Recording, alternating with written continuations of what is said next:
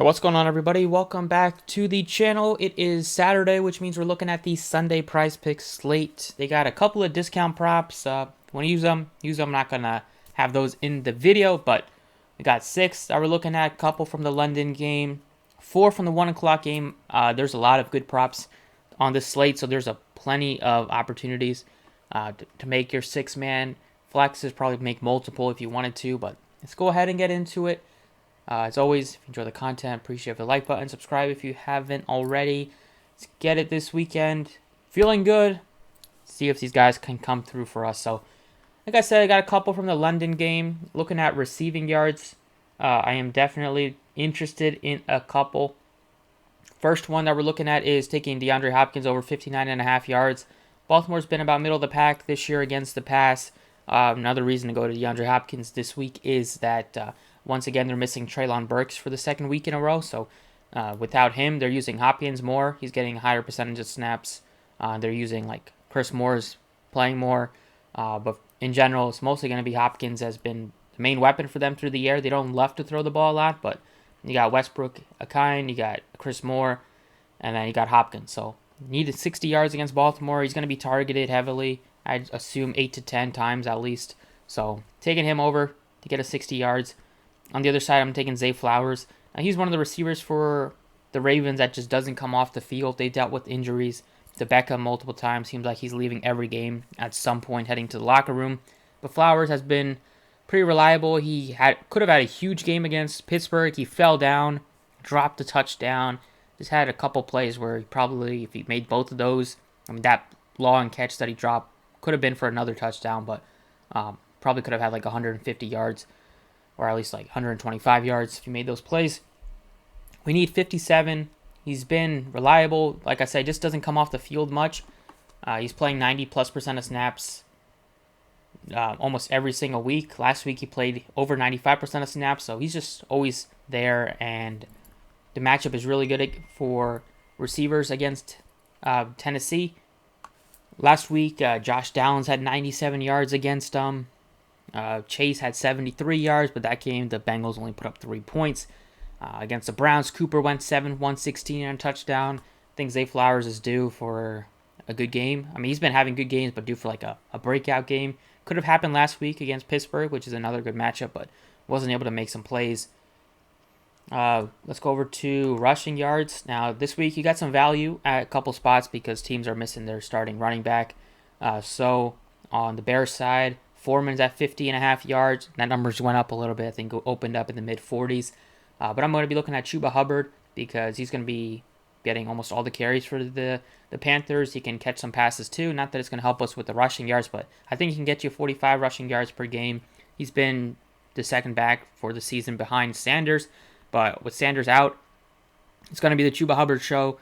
They're probably going to try to run the ball early in the game, control the clock a little bit. Hopefully, it's still within a couple touchdowns for much of it, so they don't have to completely abandon the run. But when you get a prop at this that's super low like this, could happen in the first half. Could be just one run where he breaks it for like 40, 45 yards, and you're going to be sitting really nice. So the matchup is solid against the Dolphins. Even though they've been blowing a lot of teams out, they still give it up on the ground.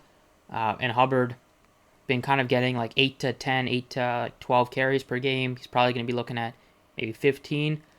So definitely think he can get you 45 yards. He's been averaging about almost 4.5 yards per carry so far this year. Going over to receiving yards, taking Raheem Mostert.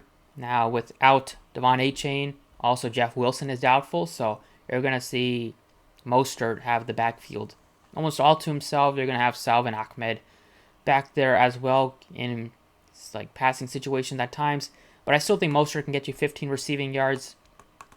Ahmed might get some carries too, but Mostert's a guy that Tua and the Dolphins, they love to just throw. They're super aggressive. And Mostert, now that he's going to be playing a lot more carries than he was last few weeks with having A-Chain back there, is just going to benefit. The matchup is really good against the Panthers. They should crush it on the ground against them. And then whenever they do throw, Mostert is probably going to get you some catches here. Last week he got you just 2 grabs, but A-Chain had 5, or he had 1 catch. And that game, Giants weren't really competitive. Week before that, they got blown out by the Bills, but Mostert still gave you 3 catches. And then the game against Denver, where he had his best performance of the season, and they threw for 300 plus yards. He had 7 catches in that game, so I think he's definitely going to get opportunities. Probably going to get a couple targets at least, and just needing 15 yards should be pretty doable. His rushing yards looks good too, just because of how bad the Panthers are against the ground. But if I had to pick between 75 rushing yards and 15 passing yards, I'll take the passing yards for Raheem Mostert. Those are 4 props. Looking at some other ones that look pretty good. You got Cooper Kupp, 85.5 receiving yards. Smells like an over here. That's for a 4 o'clock prop if you wanted to use that. If you don't want to use it on the 1 o'clock, if you're making just an early slip. But that one I'm very confident is going to hit. We're going over to Chicago. Take DJ Moore over 61.5. He's just been the guy the last couple weeks. 8 catches in both weeks. Obviously went nuclear against the Commanders for 230 yards. Matchup against Minnesota is good. They're bad against the pass. Both teams have struggled defensively. Maybe got some wind concerns here. It could be 15, 20 mile per hour winds. But it shouldn't be much a rain issue. A lot of that should subside before the game is played. And it's supposed to slow down at like 2, 3 o'clock. So I think Moore can definitely get you 62 yards. Since they released Claypool, basically just been DJ Moore and Cole Kmet show. Now that they're missing some of their running backs, you don't have to worry about like Herbert getting some catches.